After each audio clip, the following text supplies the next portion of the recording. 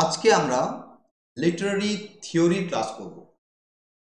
তো এটা আমাদের লিটারারি থিওরির উপর ইন্ট্রোডাকশন ক্লাস, অর্থাৎ এই ক্লাসে আমরা লিটারারি থিওরি কাকে বলে, লিটারারি থিওরি এবং তার সাথে লিটারারি ক্রিটিসিজম, এই দুটো যে বিষয় রয়েছে এগুলো কতটা রিলেটেড, কতটা এদের মধ্যে ডিফারেন্স রয়েছে, এই বিষয়গুলো আমরা আজকের ক্লাসে জানব। দেখো, আমরা যেহেতু অন্যান্য থিওরিগুলো পড়বো, তো প্রথমেই যদি আমরা থিওরি সম্পর্কে না জানি তাহলে থিওরিগুলো যখন পড়বো তখন কিন্তু অনেকটাই অসুবিধা হবে। তো সেই কারণে আমি তোমাদের এই ইন্ট্রোডাকশন ক্লাসটা নিচ্ছি। এখানে আমি থিওরি কি, থিওরির ব্যবহার কিরকম, ওই বিষয়গুলো বোঝাবো। কারণ আমি অনেককেই দেখেছি যারা লিটারারি থিওরি পড়েছে, কিন্তু তাদেরকে যদি সিম্পল একটা প্রশ্ন করা হয় যে আচ্ছা থিওরি এবং ক্রিটিসিজমের মধ্যে পার্থক্য কি, তখন কিন্তু তারা ঠিকঠাক একটা উত্তর দিতে পারে না। কেন পারে না? কারণ তাদের ওই বেসিক নলেজটা কমপ্লিট থাকে না। তো আজকে আমরা প্রথমে থিওরি এবং ক্রিটিসিজমের যে বেসিক নলেজ সেটাকে কমপ্লিট করব। তো প্রথমেই দেখো, what is Literary theory. Literary theory কাকে বলে? দেখো, আমরা যদি সিম্পল ভাবে বলতে পারি তাহলে হচ্ছে Literary theory refers to the systematic frameworks and methodologies used to analyze and interpret literature। তাহলে থিওরি হচ্ছে কিছু সিস্টেমেটিক ফ্রেমওয়ার্ক, অর্থাৎ কিছু গঠনমূলক ব্যবহার, এবং কিছু মেথডোলজিস, অর্থাৎ কিছু উপকরণ, কিছু টুলস, যার মাধ্যমে যে টুলসগুলোকে, যে উপকরণগুলোকে কাজে লাগিয়ে আমরা লিটারেচারকে ইন্টারপ্রেট করি। ঠিক আছে? তাহলে ওই যে টুলগুলো বা ওই যে উপকরণগুলো, যে উপকরণ বা যে টুলগুলো ব্যবহৃত হচ্ছে কিসের ক্ষেত্রে? একটা সাহিত্যকে অ্যানালাইজ করার জন্য, ওই টুলগুলোকে আমরা বলছি লিটারারি থিওরি। এবার লিটারারি থিওরির অনেক দিক আছে, অনেক স্কুল আছে। দেখো, স্কুল মানে এই যে তোমরা যে স্কুলে পড়েছো এই স্কুল নয়। স্কুল মানে মতবাদ। এখানে স্কুল মানে কি? মতবাদ। থিওরির বিভিন্ন মতবাদ রয়েছে। যেমন দেখো, আমরা পাই formalism, structuralism, feminism, Marxism, post colonialism. এই যে formalism, structuralism, feminism, Marxism, post colonialism, এগুলো প্রত্যেকটাই একটা করে মতবাদ এবং এগুলো প্রত্যেকটাই একটা করে টুল, তাই না? এগুলোকে কাজে লাগিয়ে আমরা কি করতে পারি? একটা সাহিত্যকে আমরা এক্সামিন করতে পারি, আমরা সাহিত্যটাকে অ্যানালাইসিস করতে পারি, সাহিত্যটাকে এক্সপ্লোর করতে পারি। ওকে? এবং এই থিওরিগুলোর কাজ কি থাকে বাবা? থিওরিগুলোর কাজ হচ্ছে কোনো একটা সাহিত্যের ভেতরকার যে নিয়ম কানুনগুলো লুকিয়ে আছে, যে প্রিন্সিপালসগুলো, যে নীতিগুলো লুকিয়ে আছে সাহিত্যের ভেতরে, যেমন তার নেচার হতে পারে, তার ফাংশন হতে পারে, তার মিনিং হতে পারে, এই যে বিষয়গুলো লুকিয়ে আছে এইগুলোকে খুঁজে বার করা, তাকেই বলা হচ্ছে থিওরি। তাহলে আমি যে অ্যানালাইসিসটা করব, সে অ্যানালাইসিস করতে গেলে আমার তো কিছু যন্ত্রপাতি লাগবে, তাই না? মনে করো আমি একটা কিছু বানাবো, এই যেমন রাজমিস্ত্রি বাড়ি বানাচ্ছেন। রাজমিস্ত্রি যখন বাড়ি বানাচ্ছেন তখন তার কি কি লাগে? একটা কর্নিক লাগে, ছেনি লাগে, একটা হাতুড়িও লাগে, একটা মশলা মাখার থালি লাগে, তাই না? জল লাগে, সিমেন্ট লাগে, বালি লাগে, পাথর লাগে, রড লাগে। তাহলে এইগুলো দিয়ে তিনি কি বানাচ্ছেন? টোটাল বাড়িটা বানাচ্ছেন, বিল্ডিংটা বানাচ্ছেন। তাহলে থিওরি হচ্ছে ওই বিষয়গুলো, থিওরি হচ্ছে ওই বিষয়গুলো যেগুলোকে কাজে লাগিয়ে আমরা একটা লিটারেচার বা লিটারারি পিসকে বা হোল লিটারেচারকে আমরা কি করে থাকি, অ্যানালাইজ বা ইন্টারপ্রেট করে থাকি। ওকে, এই তো হলো থিওরি। এরপর ক্রিটিসিজম, যে দুটো খুব গুলিয়ে যায়। থিওরি এবং ক্রিটিসিজম জিনিস দুটো একই রকম, ছোট্ট একটা পার্থক্য আছে। জিনিস দুটো একই কিন্তু পার্থক্য ছোট্ট।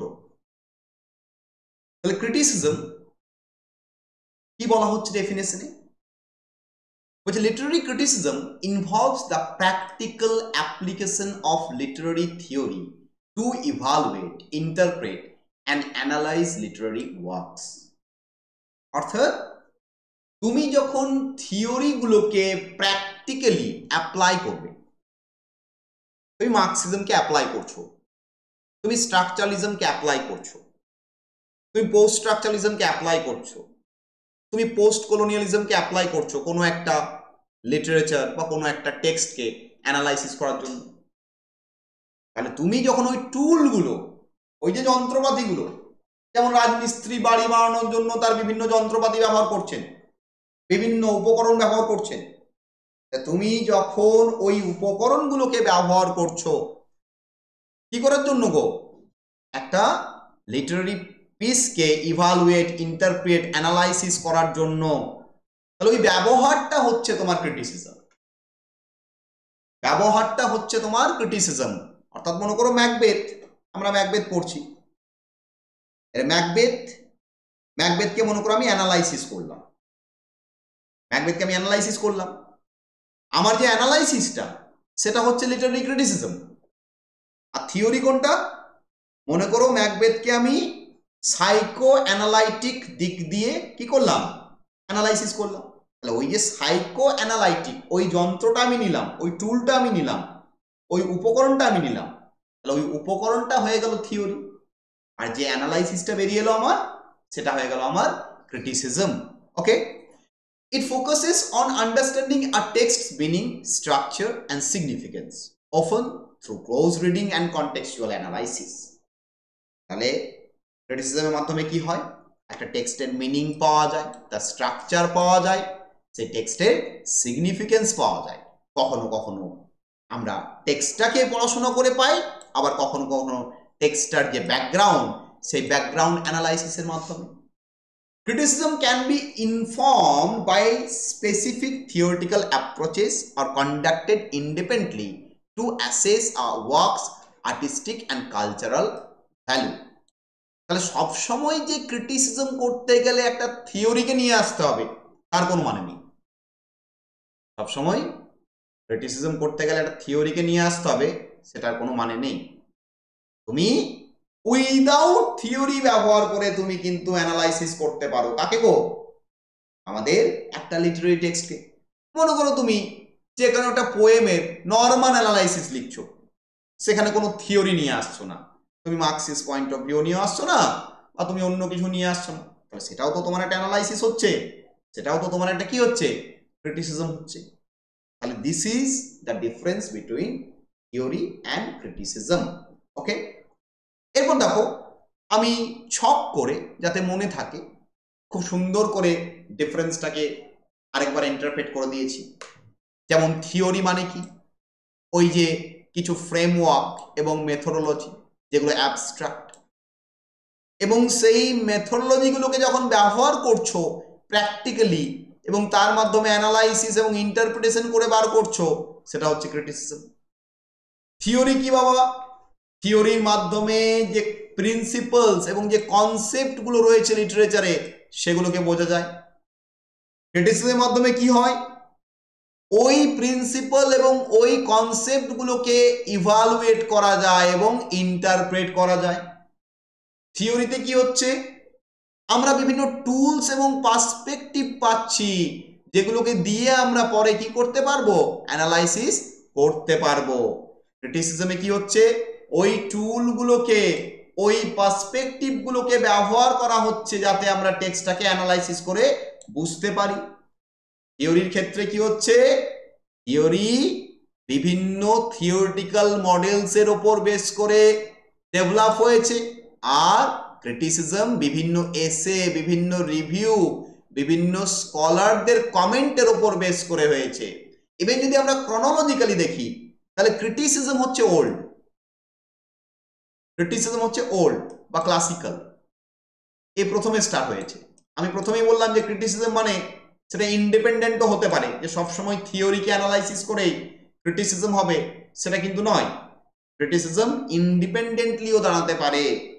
আর থিওরি হচ্ছে আমাদের নিউ।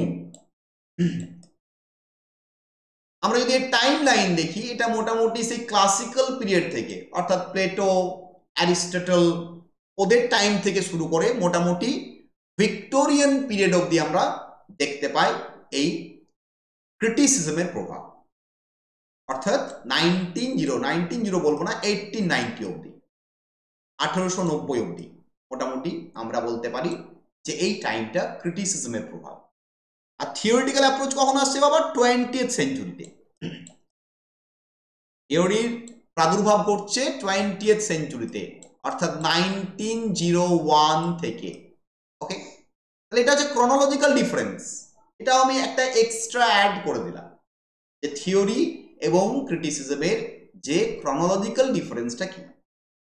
তাহলে এই হলো আমাদের থিওরি এবং ক্রিটিসিজমের ওপর যে ইন্ট্রোডাকশন ক্লাস, সেই ইন্ট্রোডাকশন ক্লাস। তো এই ক্লাসটা আমরা এখানেই শেষ করছি। আমরা পরবর্তী ক্লাসগুলোতে বিভিন্ন থিওরিকে নিয়ে অ্যানালাইসিস করব।